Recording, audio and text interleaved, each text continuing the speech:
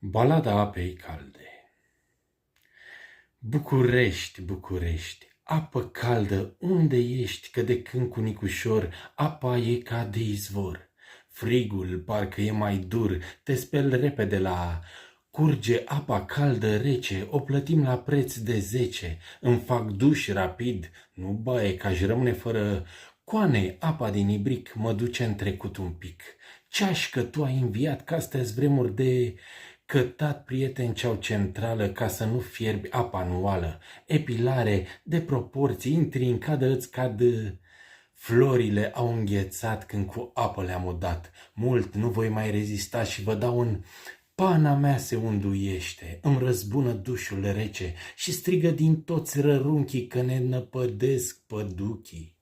De-aș putea, aș da divorț, mai duceți-vă în Slobozia sau Băicoi că vă bate